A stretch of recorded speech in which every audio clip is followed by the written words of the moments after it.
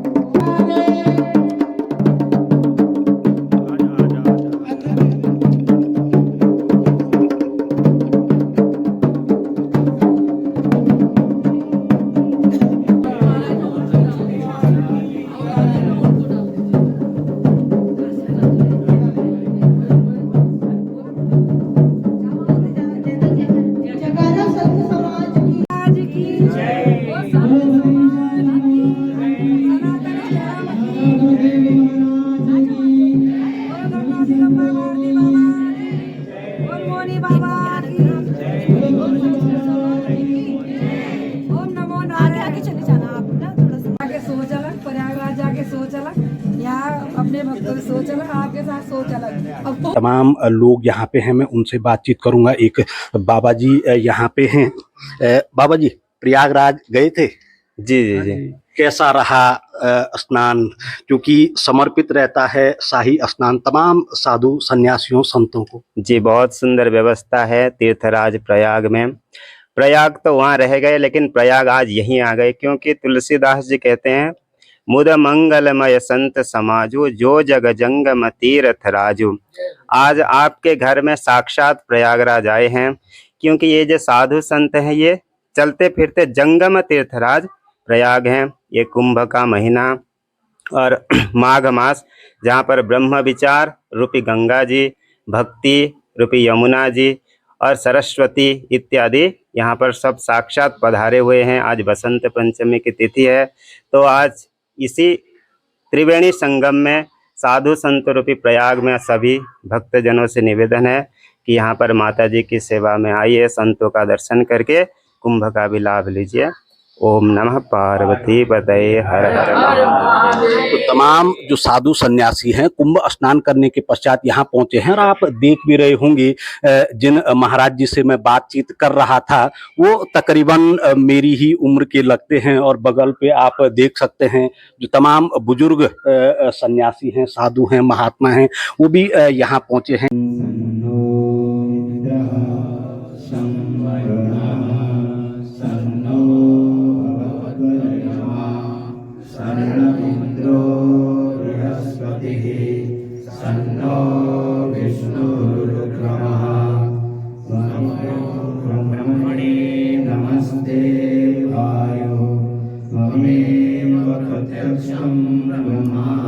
इधर बातचीत करूंगा मैं थोड़ा महाराज जी से। महाराज जी कैसा कैसा रहा महाकुंभ? बहुत बढ़िया आनंद आया। बहुत भीड़ भी है, लाखों लाखों साधु संत सन्यासी नागा बाबा सब आ रखे। बहुत आनंद आया। और तीर्थों का राजा ही प्रयागराज, तो आज ये तीर्थ का राजा प्रयागराज आज यहाँ भी आ गए रानी पोखर में। यहाँ साधु संत का चरण जहाँ पड़ जाता प्राय मिट्टी पवित्र हो गई। चलो ऐसे ही चलता रहता और सारा संसार। और संतों का जहाँ चरण धूलि पड़ता है, यहाँ पवित्र हो गई, यहाँ भी तीर्थ बन गए, यहाँ भी प्रयागराज बन गए आज।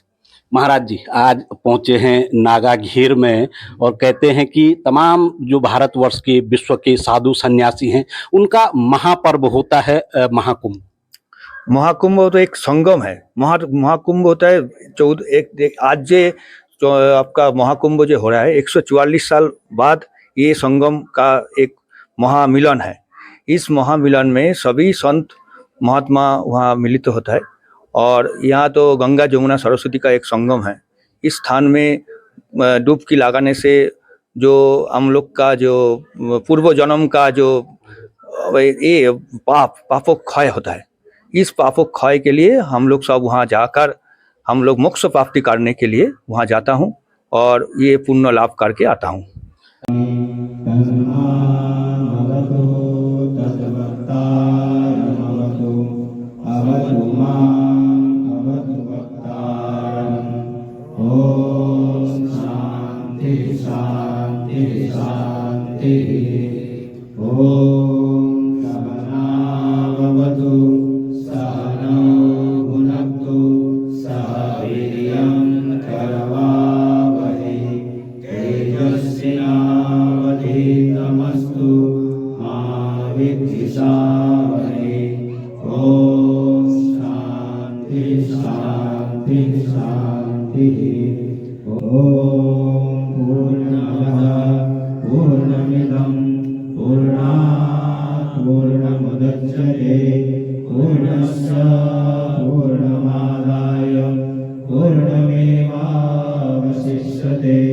वसुसिद्धि गुरुमा भी यहाँ मौजूद हैं।